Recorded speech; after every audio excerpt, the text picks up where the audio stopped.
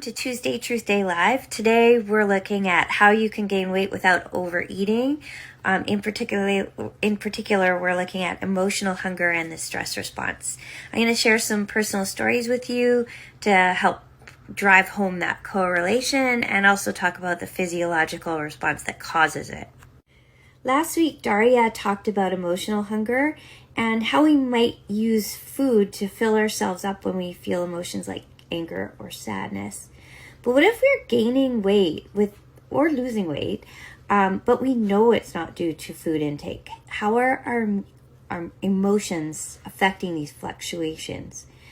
So I've been gaining weight the past year and a half, about 12 pounds, and that's not catastrophic by any means, but it's causing me to beat myself up a little bit.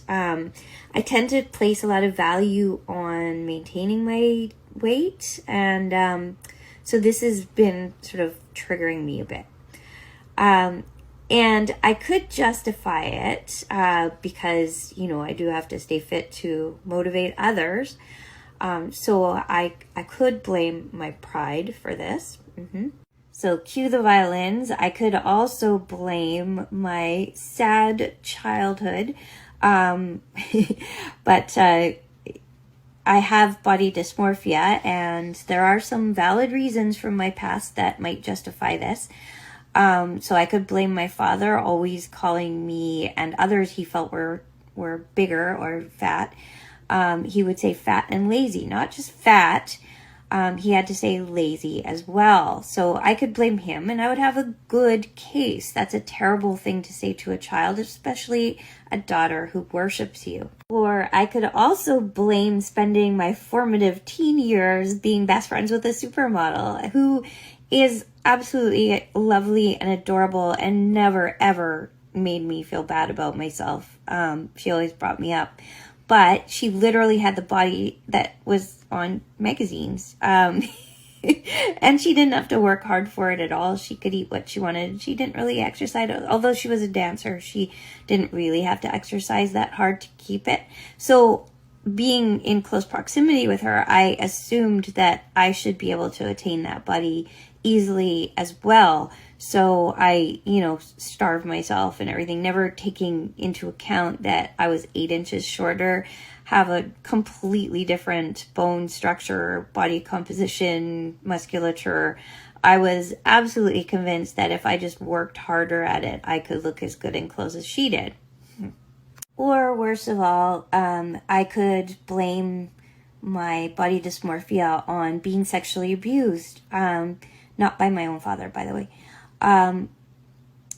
Now, that did have an enormous effect on my self-worth, and millions of women around the world know just what I'm talking about. And we are completely justified in having those feelings, 100%. It's very hard to feel like you are valuable or even equal to other humans when somebody uses your body for their pleasure. The act literally makes it so that you no longer belong to yourself. You are less than. So trying to love yourself, see yourself as beautiful, as lovable, as respectable becomes much harder. So I can blame all of these things, and no one would blame me for feeling that way. But when do I allow myself to love myself, to stop cringing, loathing, and just start being? And once I feel I'm ready to do so, how do I do it? How do I move on? Well, one method is to start making friends with your body. Bear with me as I explain. So, you see, your body's sole job is to keep you alive. That's all it does every second of every day. It assesses the resources it has and then delegates them to perform the tasks you ask of it. So it's listening very closely to understand and also predict what you will need from it. So if you're a runner, your body will morph into a lean, mean machine built for speed. And if you lift weights, you'll likely put on a lot of muscle to be stronger.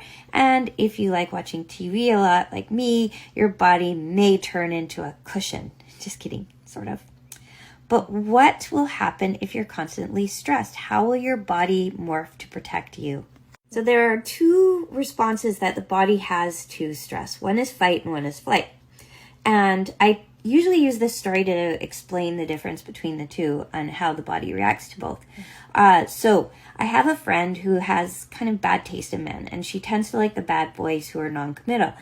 And because she's so lovable and she's quite attractive, the relationship usually goes a little further than it usually does with other women, and they often move in together and sort of start like, a life, but they do not respond well to boundaries. She tries to set them, and basically they take and take and take. So as she's trying to establish these boundaries, she packs on weight. Her body is making her tougher for the fight.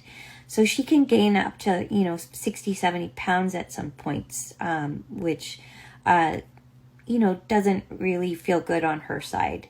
Inevitably, she will set a boundary that these men are not able to adhere to, and it will end up in, separation. So instead of, just leaving, they always tend to annihilate her emotionally by telling her she's not loved, they never loved her, they're cheating on her, whatever it is.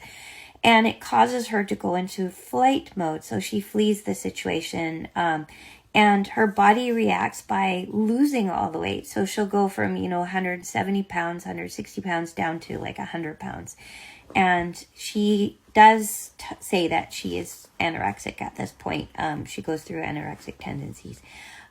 So her body is reacting to what it perceives she needs. She bulks up for the fight, and then she leans right down for the flight.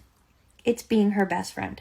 I mentioned before that I've been putting on weight, and my body is doing the same thing that my friend's body was doing for her. It's putting on the bulk so that I can feel stronger to establish my boundary.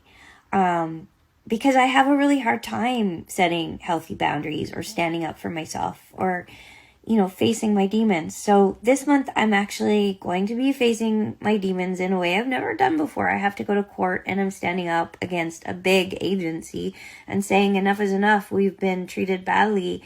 This is quite scary and totally new territory, and my body's reacting for me, and it's putting on the weight. So, anyways, I wonder how it's going to go. I want to see, after I do this, will I go back to my normal state?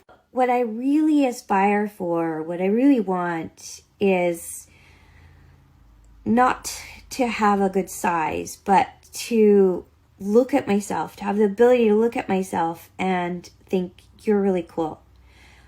You faced the dragon, you stood up, and you're amazing. I want to love myself, whether I'm heavy, thin, old, young, wrinkled, lazy, dimpled, flabby, whatever. But just to look at myself and say, you know what, you're doing okay. And really, if I truly believe it, if I truly believe I'm beautiful, then how hard is it to convince other people? There's tons of people out there that aren't maybe physically perfect, but that we think are beautiful.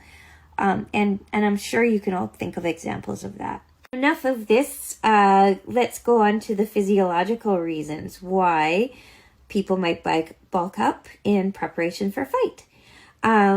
There is a study that has been done at Stanford University involving mice, and it shows that chronic uninterrupted stress can cause obesity, and it's not from the emotional eating that we thought it was, that we previously believed it was from. Research shows that the hormone glucocorticoid is to blame. Chronic stress increases this hormone, which then increases the rate that new fat cells are produced. Hormones are produced in the adrenal glands, similarly to cortisol, the stress hormone.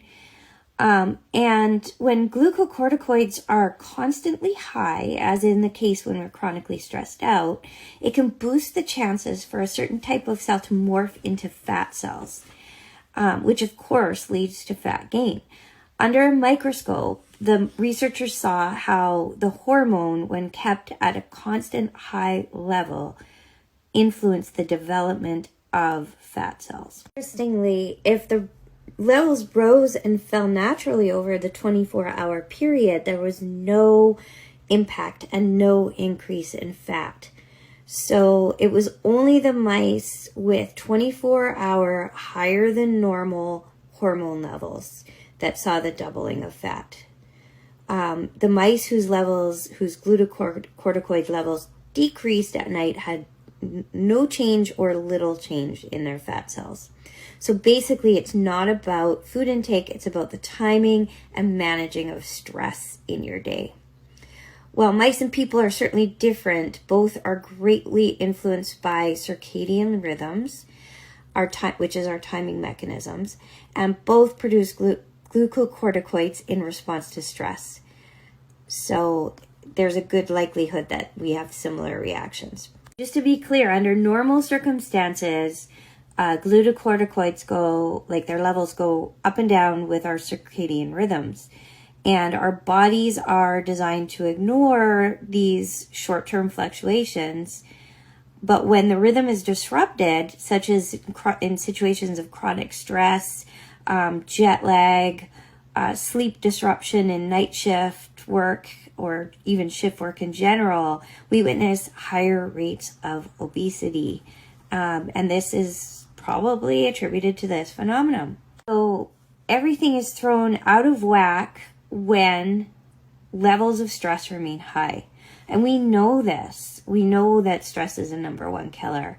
So your body will think that adding fat is a good idea because it thinks you're going to need to fight according to your stress response. So the implication is that if we could find ways to modulate stress, it might help regulate our weight.